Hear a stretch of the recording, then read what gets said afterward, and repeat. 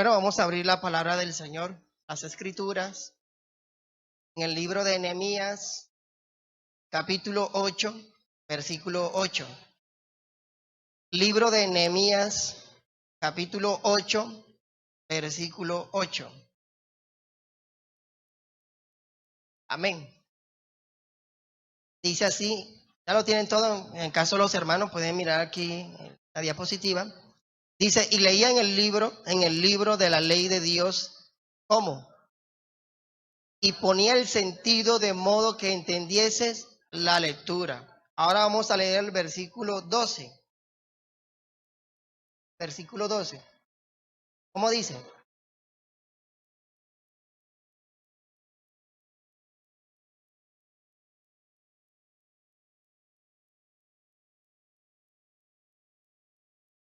Amén. ¿Pueden tomar asiento?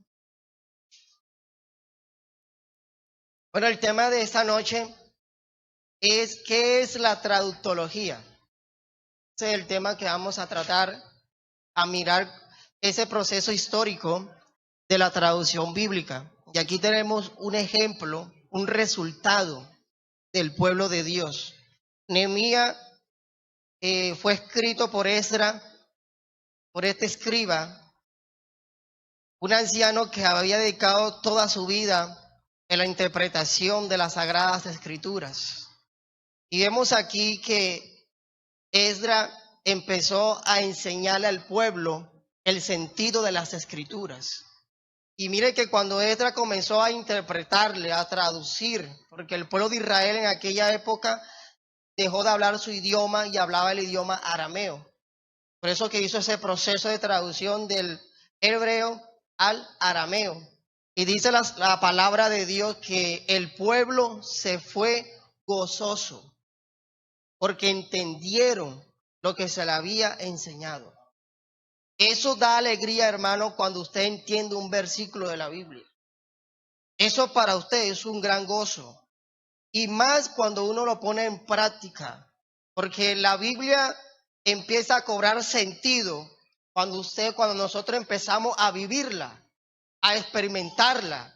Y nos damos cuenta que la palabra de Dios no es un libro teóricamente, sino que es la palabra viva. Y ella cobra sentido, se carnaliza en la vida de cada persona. Y eso fue lo que pasó con nuestro Señor Jesucristo. Dios en el Antiguo Testamento vino anunciando el mensaje de su manifestación. Y este mensaje se hizo visible, se encarnó, dice la palabra de Dios, delante de todos los ojos de los seres humanos. Y la palabra del Señor nos enseña de que Cristo, estando en el ministerio, empezó a enseñar de lo que se había escrito de él, hoy se ha cumplido. Dice que cuando él inició su ministerio, buscó en el rollo de Isaías, leyó esta porción donde dice que Dios me ha ungido para predicar buenas nuevas de salvación, para sanar a los cojos, a los paralíticos, a los ciegos y proclamar libertad a los que están presos. Luego Jesús cerró el rollo y dijo estas palabras: hoy se ha cumplido esta escritura. Y mire que Jesús en aquella época se encontraba donde el pueblo de Israel había malinterpretado la palabra de Dios. ¿Cuántas religiones había en el pueblo de Israel? ¿Cuántas habían? Los fariseos, los saduceos, los zelotes, los escribas, los sacerdotes. 5 religiones, y en cada religión interpretaban la Biblia a su manera. Tanto así que el pueblo estaba en desacuerdo en algunas interpretaciones de la palabra de Dios. Una de ellas era de que a los fariseos decían que ellos no creían en los ángeles. Otros decían que creían en la resurrección. Y a Jesús le hicieron la pregunta: Señor, ¿qué dices tu maestro? Y como Jesús conoce la palabra de Dios, ¿sabe qué le dijo Jesús? Ignoráis el poder de las Escrituras, porque usted piensa que las cosas de Dios son humanas Y Jesucristo comenzó a interpretar el Antiguo Testamento mostrando lo que se escribió esa Pascua, ese Cordero está representando la obra que yo voy a hacer por vosotros. La traducción, la trautología es el estudio de la interpretación de las Sagradas Escrituras.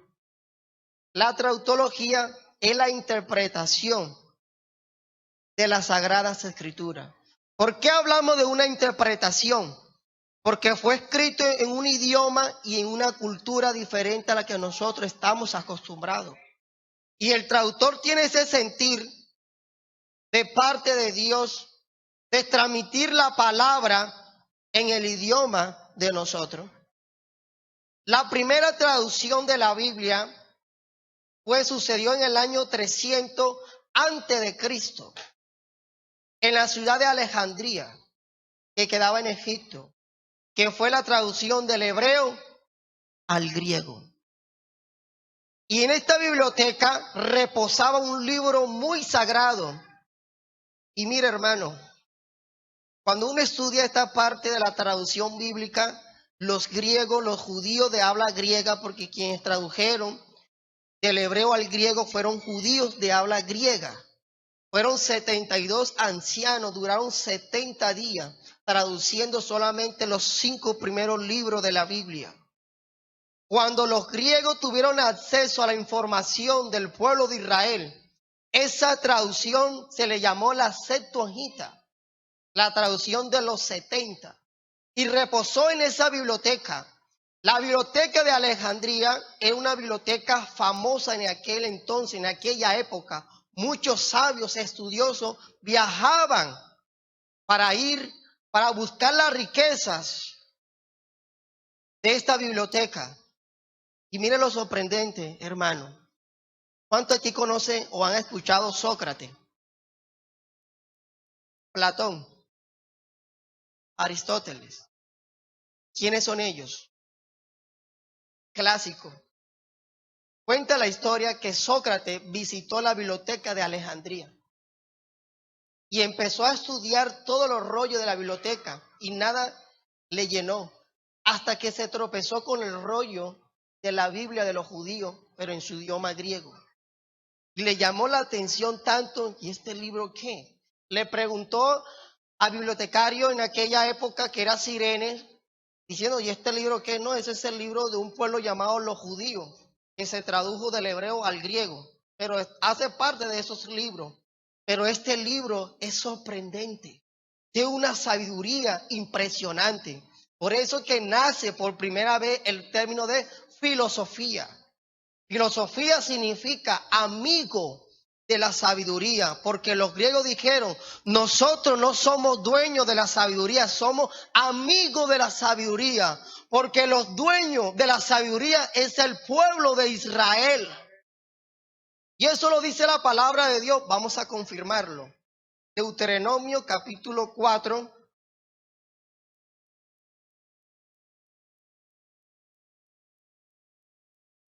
Vamos a leer Deuteronomio capítulo 4, versículo 6. ¿Cómo dice, hermano? Guardadlo pues y ponerlo por obra, porque esta es ¿qué? Y vuestra inteligencia ante los ojos de los pueblos, los cuales oirán todo esto, ese estatuto, y dirán,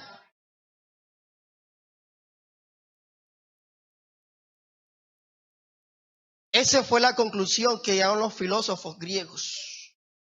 Y esta traducción fue un impacto en la época del año 300 antes de Cristo, cuando los judíos de habla griega empezaron a hacer el proceso de la traducción.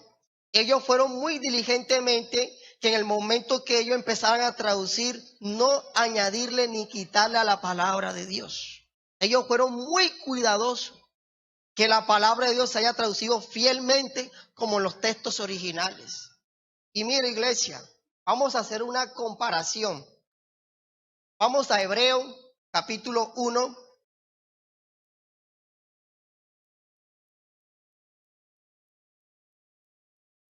Hebreo capítulo 1, versículo 6.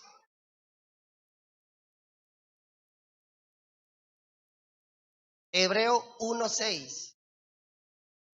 ¿Cómo dice el texto?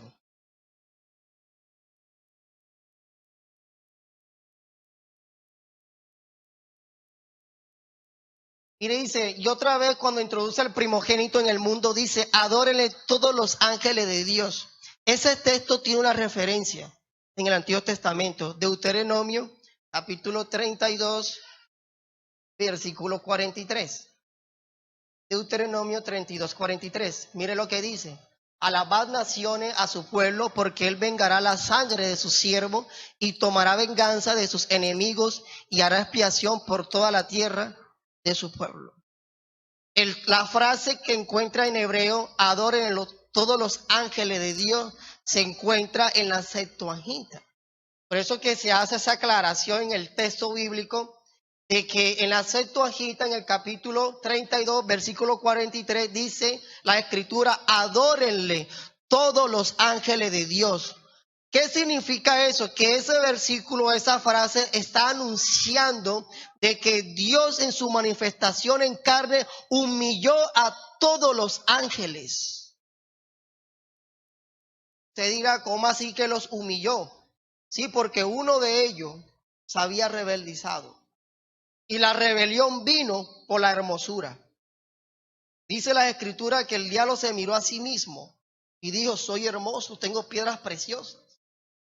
Dice, y corrompió su sabiduría. No sé cómo habrá hecho este ángel que convenció a la tercera parte del cielo. Dice las escrituras en Apocalipsis capítulo 12. Y mira lo que dice el Señor, lo que hace Dios, los arroja a Satanás, a sus enemigos del cielo. Pero quedó la secuela en los ángeles. ¿Cuál secuela? Que podía levantarse otra rebelión. Y mira lo que hace Dios. Dios sana, hermano, desde la raíz. La Biblia dice que Dios cuando va a erradicar el pecado lo hace de raíz. Él no lo tapa, de raíz lo radica. ¿Y sabe cuál es la solución del pecado? ¿Cómo radicaría el pecado? ¿Cuál es la solución? La Biblia dice que la solución del pecado es la muerte. Dice, y así el que fornicara, el que adulterara, dice, sacará el fornicario y el adúltero y tomarán piedras y se la arrojarán a esas personas. Dice, y así radicarás el mal sobre tu pueblo. Iglesia, eso fue lo que vino Dios cuando se manifestó en carne. Él murió en la cruz del Calvario para darle solución al pecado. Y hoy somos testigos que el pecado ha sido resuelto por la muerte de Cristo Jesús. Hoy podemos decir que hay libertad en el nombre de Jesús de Nazaret.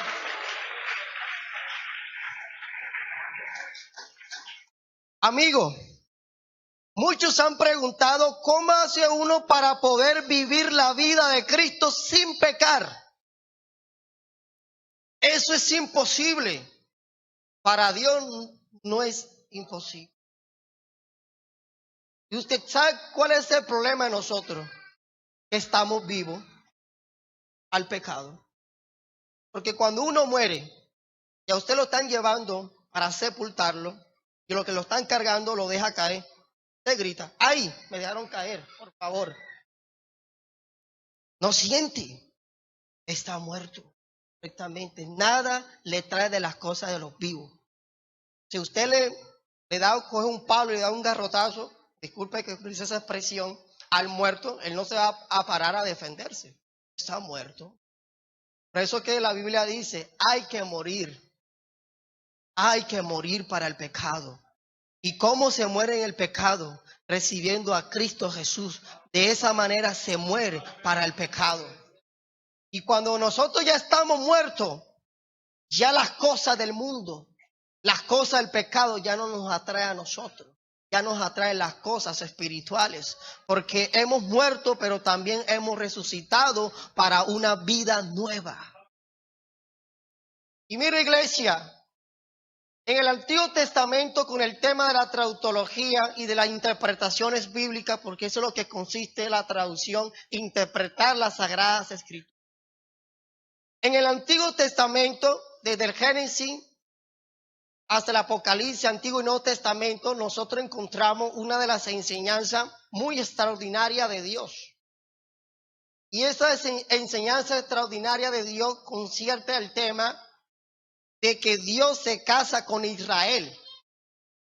Dios contrajo matrimonio con Israel. Y la Biblia dice que Dios se casó con una fornicaria. No se casó con una virgen, con una fornicaria. Y la Biblia dice, oh Israel, cuando yo contraje matrimonio contigo, tú eras fornicaria porque desde Egipto había fornicado. Por eso que Dios toma al profeta Oseas para hacer la ilustración de su matrimonio. Este profeta se casó con una fornicaria, con Gomer. Y la Biblia dice que Gomer abandonó al profeta Oseas, mostrando la infidelidad del pueblo de Israel. Pero escucha, iglesia, en el Nuevo Testamento encontramos un matrimonio precioso. Pero esta vez Cristo no se va a casar con una fornicaria, con una virgen, que es la iglesia del Señor Jesús. Él viene a buscar una mujer pura, sin mancha, sin arruga. Por eso que este matrimonio es el perfecto matrimonio de las Sagradas Escrituras. Y el matrimonio de Cristo con la iglesia, el ejemplo que nosotros tenemos de las interpretaciones, por eso que el apóstol Pablo dice estas palabras en Efesios, capítulo 6,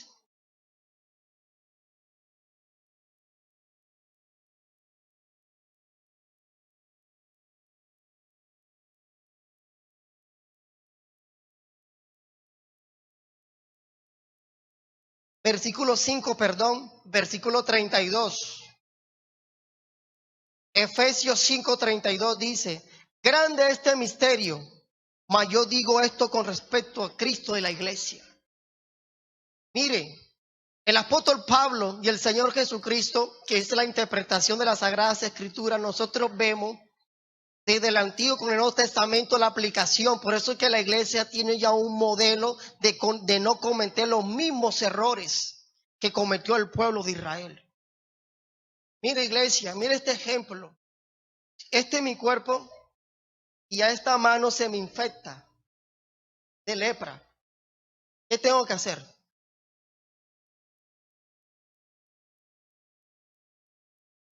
¿Ah? O buscar un antibiótico. Primero buscar un antibiótico para ver si hay cura. ¿Para qué? Para que no contamine el resto del cuerpo.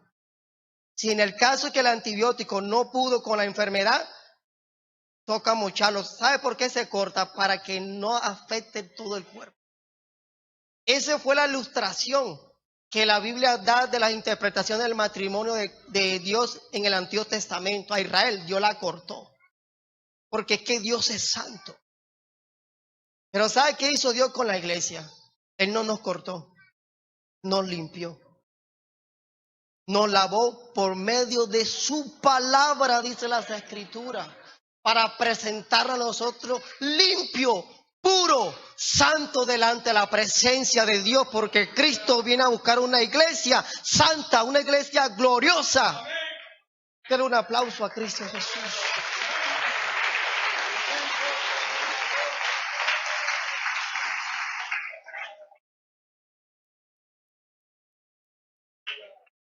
En la traducción bíblica se manejan dos clases de traducción, dos. La primera es la traducción literal y la segunda es la traducción dinámica. La traducción literal es aquella traducción que conserva la sintaxis del idioma hebreo. Por ejemplo, usted ha visto una palabra que termina en M en nuestro idioma. En M.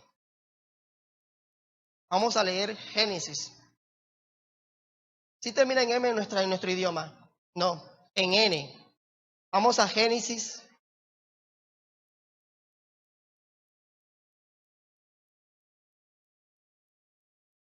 Capítulo 10, versículo 6.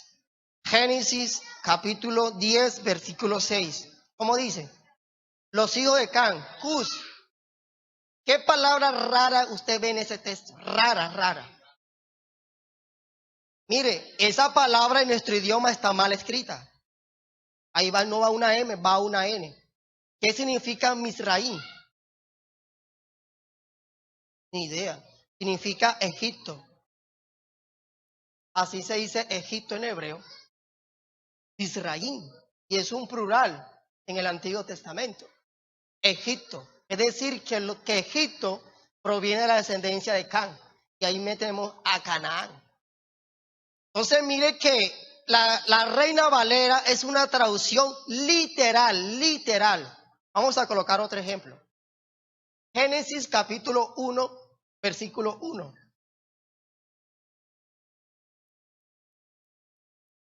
En el principio creó Dios los cielos y la tierra. La sintaxis en nuestro idioma dice que primero va el sujeto y luego el verbo. ¿Sí o no?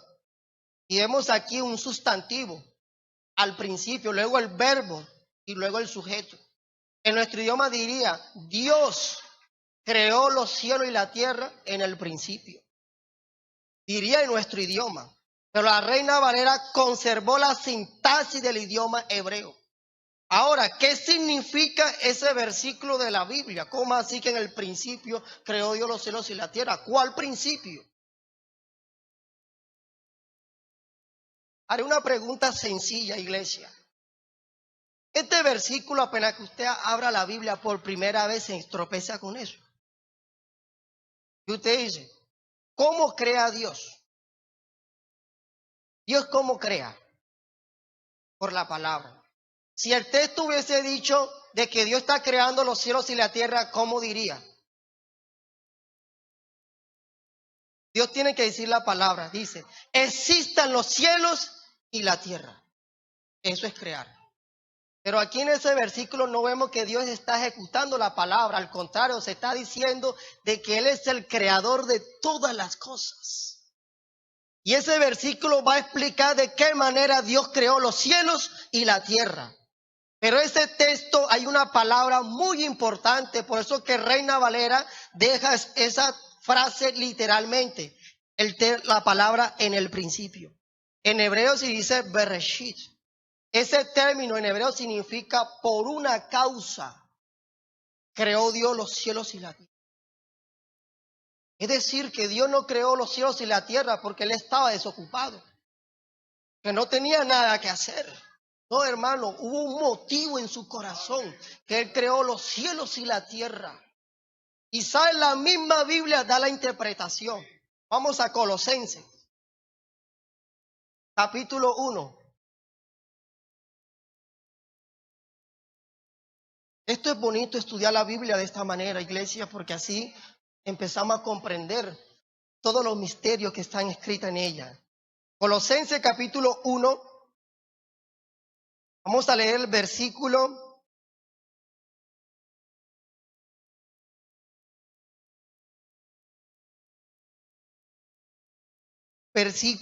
no al 16, no.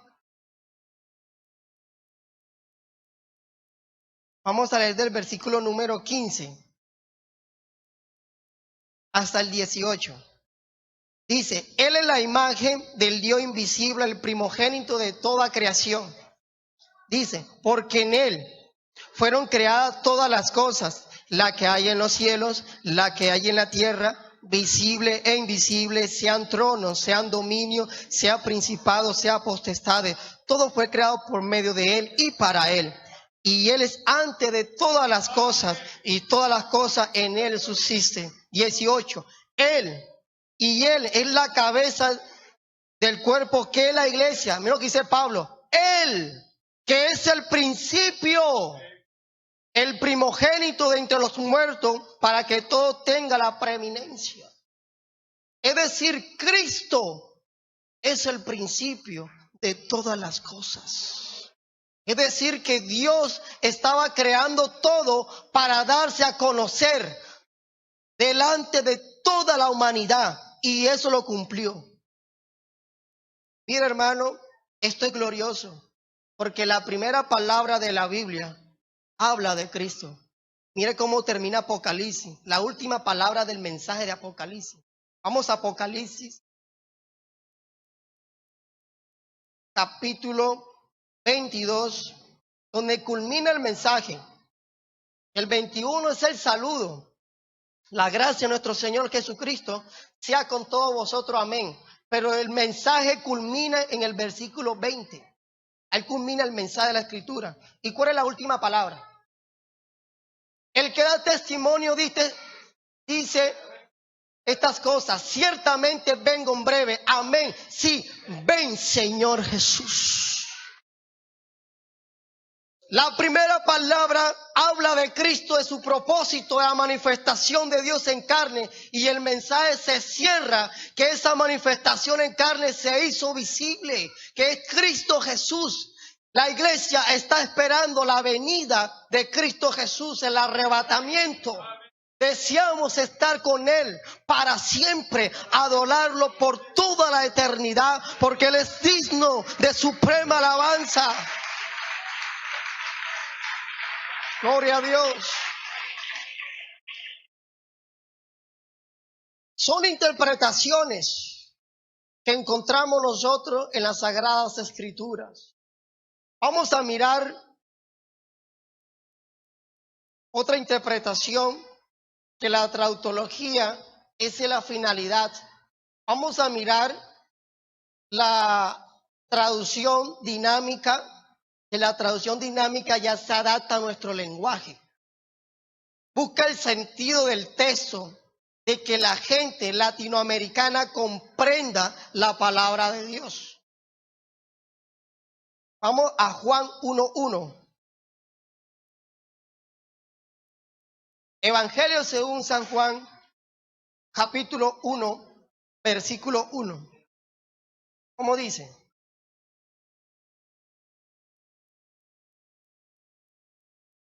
En algunas traducciones dice: en el principio era la palabra, y la palabra era con Dios, y la palabra era Dios.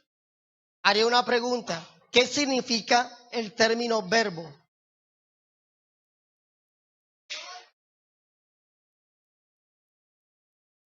Primero necesitamos saber cuál es el origen de esa palabra. Primero, esa palabra es latina. El español la toma prestada. Verbos. Y verbo en latín significa palabra. El término palabra en nuestro idioma es un término femenino. Por eso que el traductor prefirió no colocar el término del español, sino del latín, porque diría ella. El idioma español es muy complejo. Es uno de los idiomas más difíciles de hablar, porque cualquier cosita la gente lo malinterpreta. Porque una palabra tiene mucho significado en el español. Pero el idioma, como en el caso del inglés, el hebreo, el arameo, el griego, son idiomas que son exactos con sus palabras. Esa palabra significa eso y punto. No tiene varias interpretaciones. Y vemos aquí que este texto, ¿de qué está hablando? Que en el principio era la palabra. ¿Cuál palabra? Me toca ir a Génesis. ¿Qué yo veo en Génesis? Dice Dios: sea la luz, existan los cielos, que la tierra produzca hierba verde. ¿Eso qué es? Es la palabra. Esa palabra que estaba creando, que nadie la puede ver porque es invisible. Pero Juan dice: esa palabra es Dios mismo. Y esa palabra se hizo carne. Ese mensaje del Antiguo Testamento, de ese Dios creador, se hizo carne, se manifestó en carne. Y mire que la palabra en el idioma griego es la palabra logos. Y logos en griego significa mensaje. En la filosofía clásica de los griegos significa que el logo era una causa de todas las cosas. El primer filósofo que utilizó la palabra logo fue Heráclito. para hablar de una causa, de un principio, que un principio tuvo una causa, el lomo. Pero Juan no lo utilizó en el sentido filosófico, sino en el sentido bíblico. Juan emplea esta palabra para hablar de que en el Antiguo Testamento se vino anunciando un mensaje. ¿Sabe qué mensaje? Había una curiosidad en los cananeos. ¿Quién ha visto a Dios? Esa curiosidad, esa pregunta estaba en el Antiguo Testamento. Mira lo que dice la Biblia. Me voy a hacer visible ante los ojos de la humanidad. Visible. Que la gente sepa quién soy yo. Hermano, esta expresión de la Biblia es una de las teologías más explícitas del Nuevo Testamento, donde Juan no habla de la genealogía de Cristo humanamente. No parte de la genealogía desde Abraham, ni tampoco como Lucas desde Adán. Él se va más allá, él dice, no, es que Cristo es Dios mismo. Antes que existieran todas las cosas, Él era. Ahí nadie lo creó. Él es Dios. La Biblia no empieza de quién creó a Dios. La Biblia empieza de la creación de todas las cosas para mostrarle a la gente, a las naciones, que no hay un Dios supremo como Él, único. Y ese término que nosotros encontramos, Juan dice, eso era lo que estaba en el principio. Cuando Israel escuchó que Dios hablaba con Moisés, ¿sabe qué dijo Israel? Moisés, si en verdad Dios habla contigo en el monte Sinaí, si en verdad ese Dios existe, dile a Él que hable con nosotros. Hermano, esto es una escena real. Y Moisés le dijo las palabras a Dios. Dile al pueblo que mañana lo voy a visitar. Escuchen, el Dios de los cielos y la tierra va a visitar. El universo no lo puede contener. Pero dijo que lo iba a visitar. No sé cómo irá a ser Dios, pero dijo que lo iba a visitar. Israel estaba emocionado. Tema que le dijeran, hoy viene Dios. Hoy viene Dios. Dice la Biblia que Israel se preparó. Dice que madrugó todo el pueblo. Ni siquiera había salido el sol, ya había madrugado todo el mundo. Todos los niños, los animales, estaban esperando esta maravilla. ¿Cómo sería Dios? ¿Qué manifestación iba a tener Él? ¿Qué iba a traer? ¿Cómo serán sus ojos? Había mucha curiosidad en Israel. Dice la Biblia que cuando Dios empieza a bajar, escuche, el monte Sinaí empezó a temblar.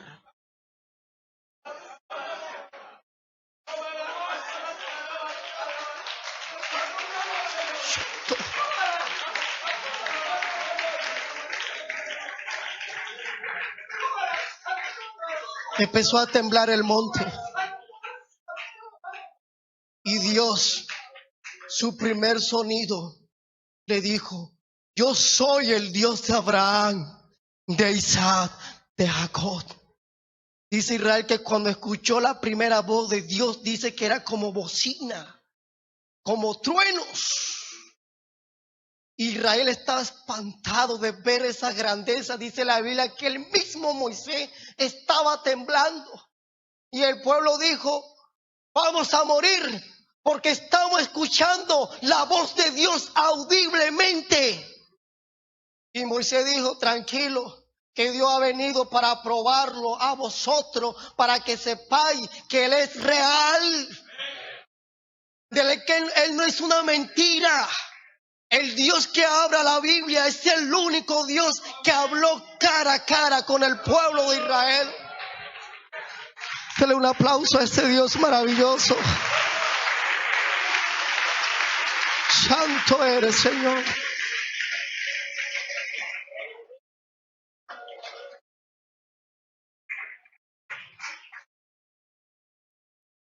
Luego Dios le dice su segunda palabra audible del pueblo, dijo: no te harás imágenes, ni de lo que está en el cielo, ni en la tierra.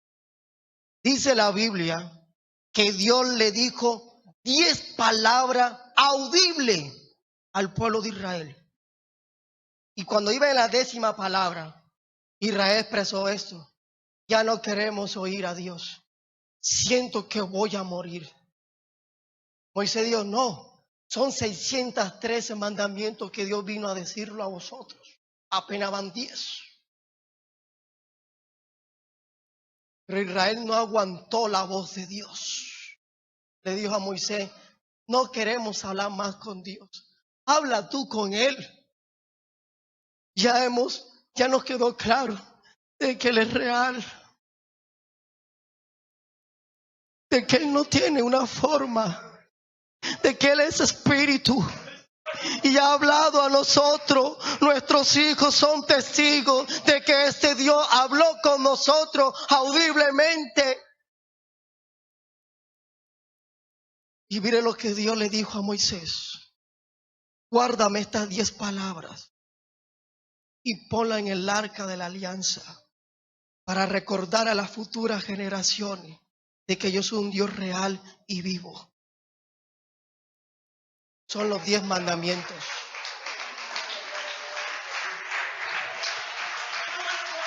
Bendito eres, Señor.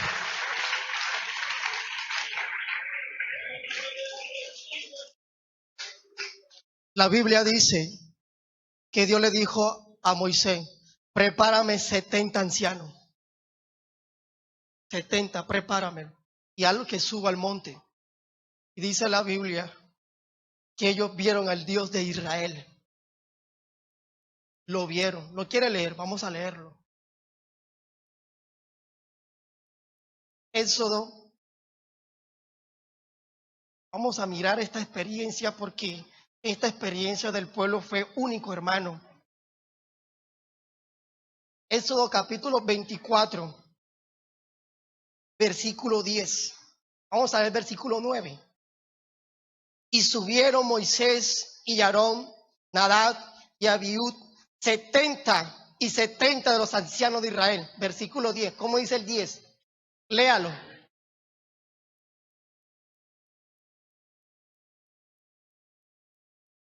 ¿Qué pasa el que ve a Dios? ¿Qué le pasa? Muere. Mira lo que dice el versículo 11.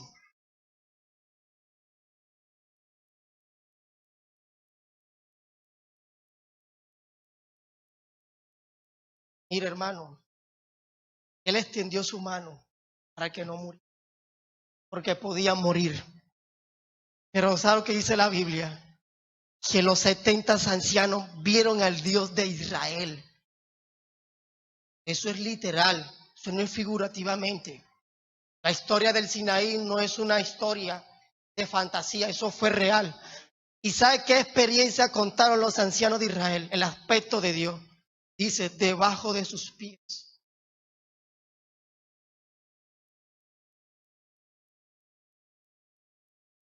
Tenía un aspecto humano. Mire, los ojos del pasado, los ojos del presente, los ojos del futuro ven una sola cosa: que el aspecto de este Dios es semejanza de hombre. Y la iglesia tiene el conocimiento pleno que esa apariencia humana se llama Cristo Jesús.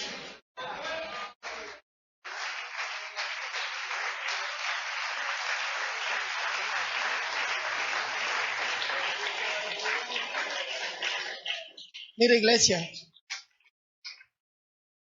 Baal nunca había tenido un encuentro con sus seguidores. Por eso es que se salió la frase que nadie podía hablar con Dios porque moría.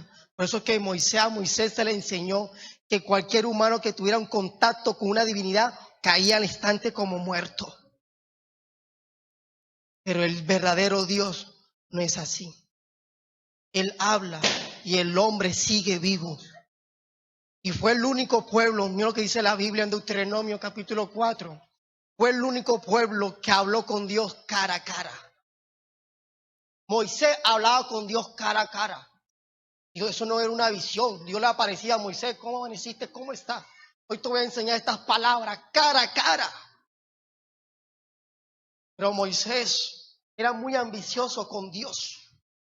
Quería conocer más. Moisés sabía que Dios era mucho más que eso. Dios: Señor, ya yo vi las 10 plagas. Vi abrir el mar, el maná, el agua de la peña. Pero yo sé que tú eres más que todas estas cosas. Señor, muéstrame tu gloria. Dios le dijo a Moisés: te la voy a mostrar, pero con una condición. Te la voy a mostrar, pero con una condición: que no verá mi rostro, pero verá mis espaldas. ¿Qué quiere decir eso, las espaldas? Dentro de la cultura hebrea, el pasado estaba de frente y el futuro estaba en la parte de atrás. En la cultura hebrea, para nosotros el pasado queda atrás y el futuro de frente. Pero como fue escrito en una cultura hebrea, el pasado estaba de frente, era el rostro de Dios, y las espaldas era el futuro, lo que Dios iba a hacer. Dios le mostró a Moisés lo que él iba a hacer en un tiempo futuro. Pero Moisés le creyó a Dios, que cuando Dios pasaron muchos años, él se manifestó en carne y escogió a 3 apóstoles. Dice la Biblia que se transfiguró delante de ellos, mostró su verdadera forma. Y dice la Biblia que apareció Moisés. Y Moisés no se sorprendió. Hoy mis ojos han visto el rostro de Dios. Cristo es la gloria de Dios.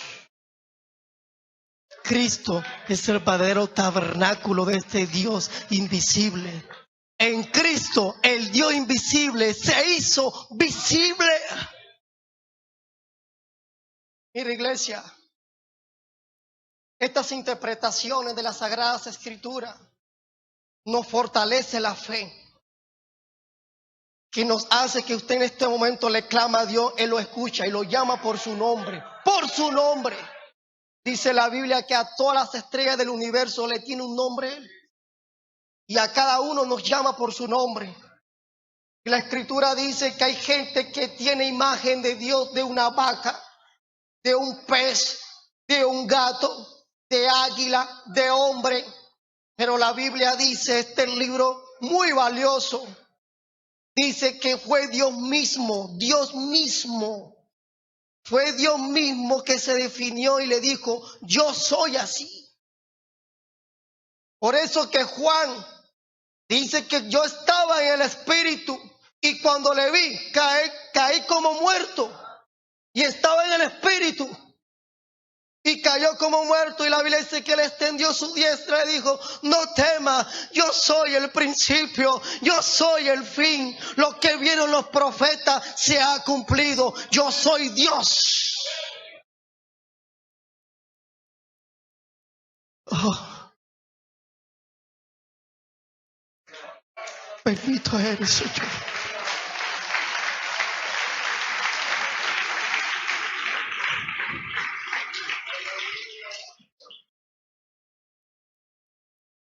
Cuando Jesús habló de la resurrección, puso el ejemplo de Abraham, de Isaac y de Jacob. Dijo: Dios no es un Dios de muerto, de vivo. Cuando los apóstoles fueron a mirar la tumba, los ángeles dijeron: ¿por qué busca entre los muertos al que vive? Él no está aquí, ha resucitado. Y Él se levantó entre los muertos para nunca volver a morir, jamás. Lázaro resucitó, pero volvió al polvo. El hijo de la viuda resucitó, volvió al polvo. Pero Cristo se levantó suelto de la muerte y nos dio la esperanza. Dice la Biblia que sacó la inmortalidad, la vida por medio del evangelio y nos dio una esperanza que la muerte no es el fin, es el principio de una nueva vida. Glorifíquelo. Bendito eres, Señor. El libro más antiguo de la Biblia, el primero que se escribió, fue el libro de Job, ¿cierto? Escrito por Moisés. ¿Por qué se dice que fue escrito por Moisés? Porque aparece el YHWH, Jehová o el Señor. Y este libro, este hombre no tenía tanto conocimiento de Dios, pero expresó algo. Yo sé que Él me levantará del polvo de la tierra y mis ojos verán a Dios. Porque yo sé que mi Redentor vive. Este hombre tenía el conocimiento de que la muerte no era el fin, pero lo dijo por la fe. Por eso que Cristo, amigo, le dijo: el que esté muerto, el que crea en mí, el que esté muerto, vivirá. Porque el Dios que nosotros predicamos es un Dios vivo. Y es el Dios real y habla con gente viva. Por eso que la iglesia está viva. Porque Él nos dio de su Espíritu Santo, su hálito.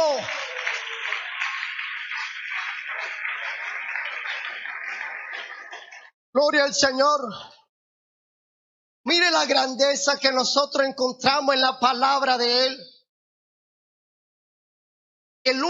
La última imagen que registra la Biblia de Cristo es Apocalipsis. La Biblia no pinta a Jesús como un niño, tampoco lo pinta muerto en la cruz. La Biblia, la última imagen es esta: sus ojos como llama de fuego, sus cabellos como blanca lana, sus pies y sus manos como el bronce bruñido, sus vestimentas resplandecientes y su rostro como el sol cuando está en su furor. Esa es la imagen que debe estar en cada cabeza de nosotros, en cada pensamiento de nosotros. Miren, yo comprendiendo estas cosas de la Escritura, Dios me dio esta facilidad de evangelizar a un católico romano a morir. Cuando encontré la imagen de la Virgen. Le dije yo: te voy a explicar por qué tiene ese cuadro en tu sala. Cuando un ser se le muere a uno guarda un recordatorio, porque está muerto. Y usted guarda esa imagen porque María no se levantó entre los muertos. Y eso le recuerda que ella fue el instrumento que Dios utilizó para venir a este mundo. Y es bueno que usted tenga eso. Pero ahora le voy a explicar por qué yo no tengo una imagen del Cristo. Porque Él dejó la tumba vacía. Él no está muerto, Él vive.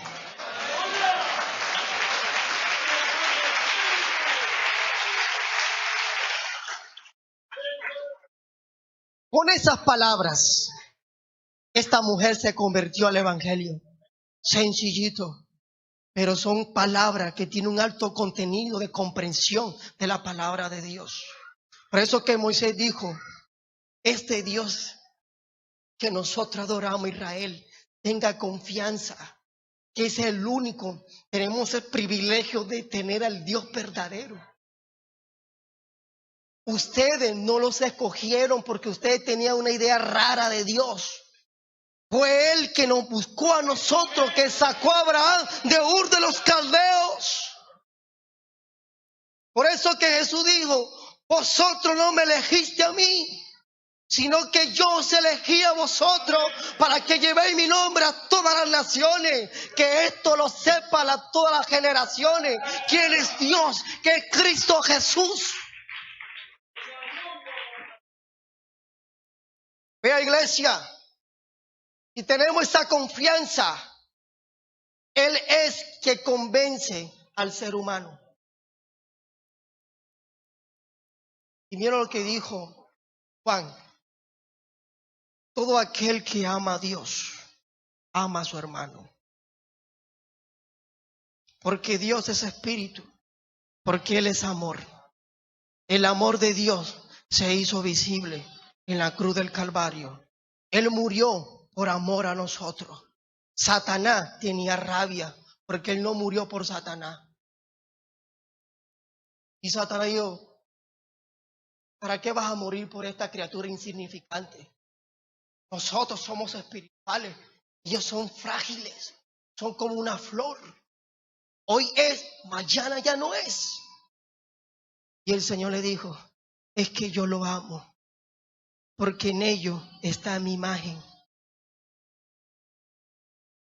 Usted fue hecho a la imagen de Dios, el mejor regalo de la creación de Dios.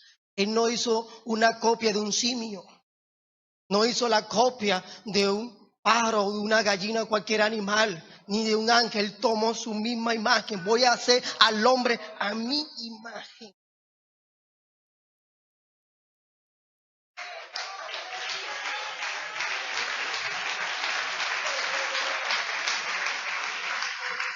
La Biblia dice que Él creó al hombre a su imagen y a su semejanza. Y la Biblia dice, ¿qué clase de imagen? Dejemos que la Biblia se interprete, porque la imagen de Dios es Cristo Jesús. Él actualmente está haciendo al hombre a esa imagen, a ese molde. Adán fue una copia de ese molde.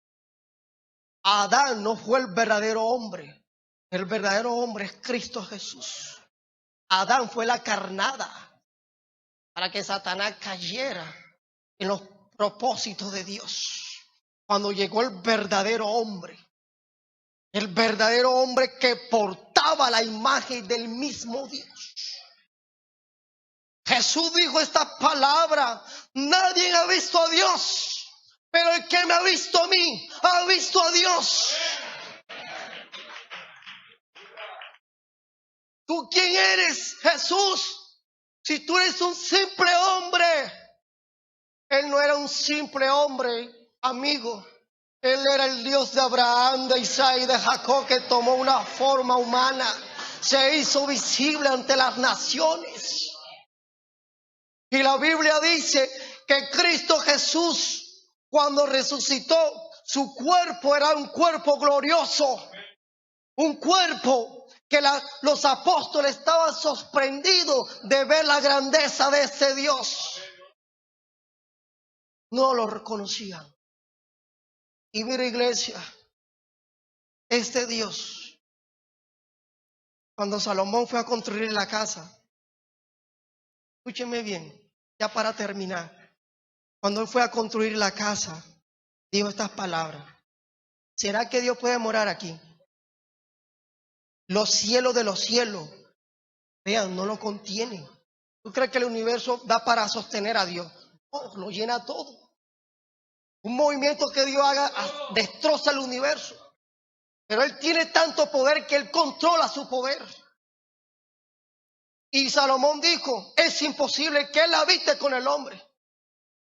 Pero la Biblia dice que Dios le dijo, pondré mi nombre en ese templo. Pero eso no es mi casa.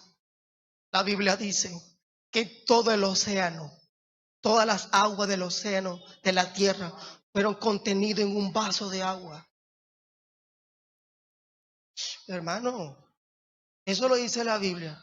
Eso fue lo que pasó con Dios. El Dios que lo llena todo se manifestó en un cuerpo humano.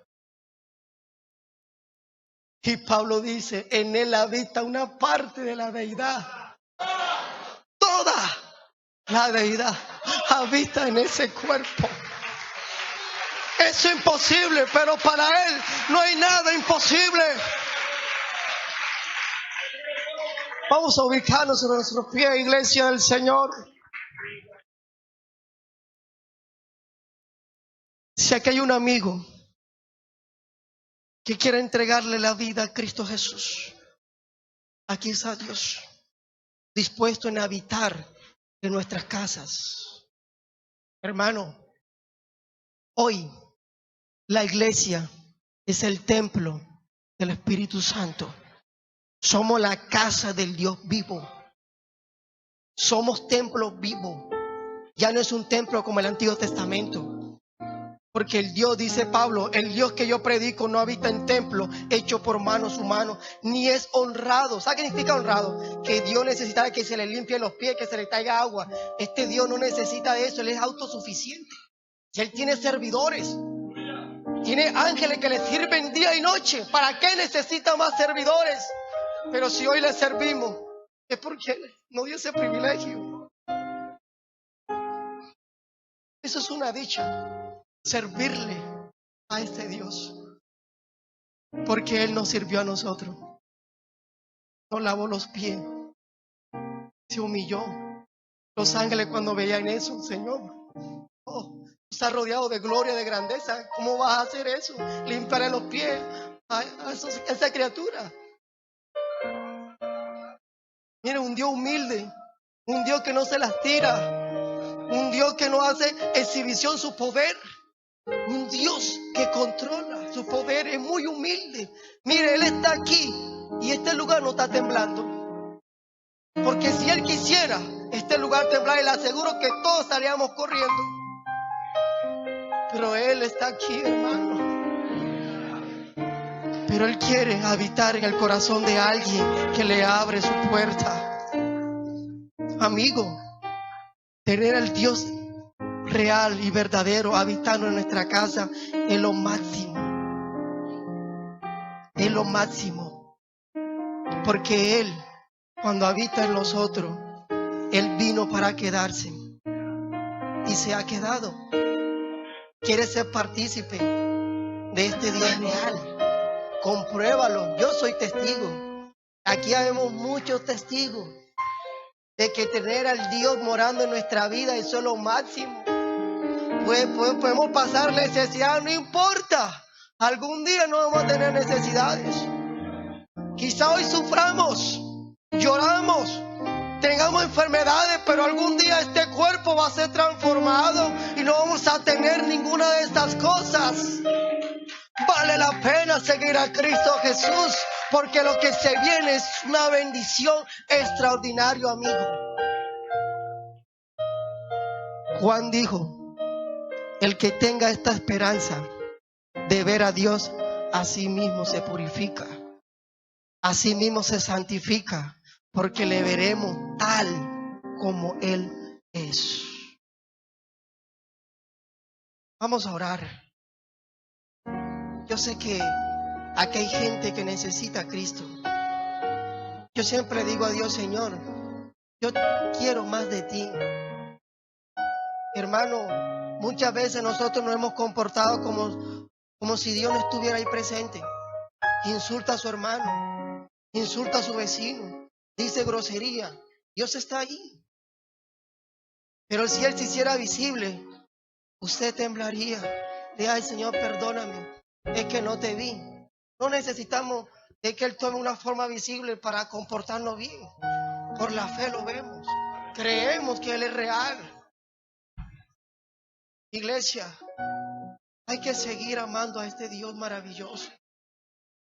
Él necesita que su pueblo le crea. Quizás estamos pasando ciertas dificultades en nuestra vida, que pareciera que la iglesia estuviese derribándose. No, el Dios que sostiene esta iglesia por muchas generaciones la ha sostenido. Así sea que la muerte ha sido un medio para impedir el crecimiento de esta iglesia, pero Jesús dijo, ni la muerte será un impedimento para que esta iglesia crezca. Si usted se va, Él trae 10. Si usted no quiere venir al culto, Él busca gente que lo adore. Este Dios es autosuficiente. Créalo, iglesia. Créalo que este Dios que nosotros adoramos es real, está aquí. Usted necesita el Espíritu Santo. Venga por la fe, que Él está dispuesto en derramar agua, leche, miel sobre nuestras vidas. Él es quien dulza nuestros pensamientos, nuestras vidas. Vea, el que tiene a Cristo tiene que estar alegre, tiene que estar contento, no amargado. Venga, hermano. Venga. Venga, iglesia. Que aquí está Dios para dar fuerza. Venga.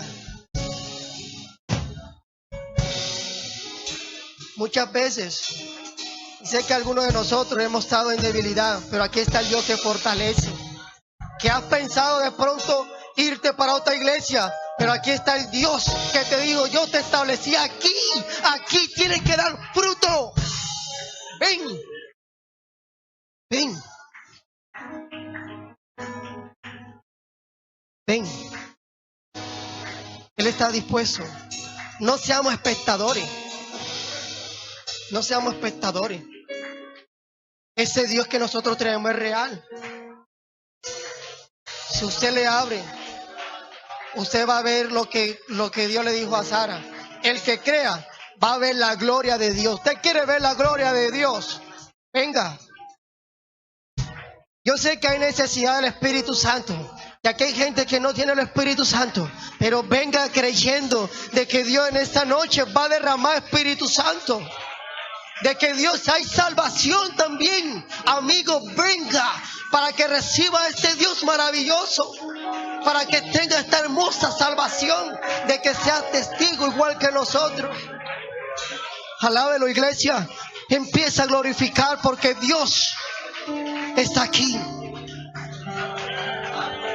Él está aquí. No sé si usted lo siente, iglesia. Él está aquí. Vamos a elevar una oración. Que Dios nos ayude cada día. Hay momentos que nos debilitamos y queremos retroceder al mundo, pero en el mundo no hay nada. Allá hay muerte. Yo necesito es vida, vida eterna. Señor, dame fuerza para seguir adelante. Gloria al Señor. Gloria a Jesús. Padre Celestial, te damos las gracias, oh Dios, por todas tus maravillas, por toda tu misericordia. Gracias, Señor, por darnos ese privilegio de hacer morada tuya, de ser templo de tu Espíritu Santo. Estos hermanos, Señor, que han pasado aquí al frente con esta convicción de recibir más de ti, te pido, Dios, que haga manifiesto tu poder, que seas tú haciendo morada sobre sus vidas. Señor, eres el Dios real. En ti tenemos nuestra confianza. Santo eres Jesús.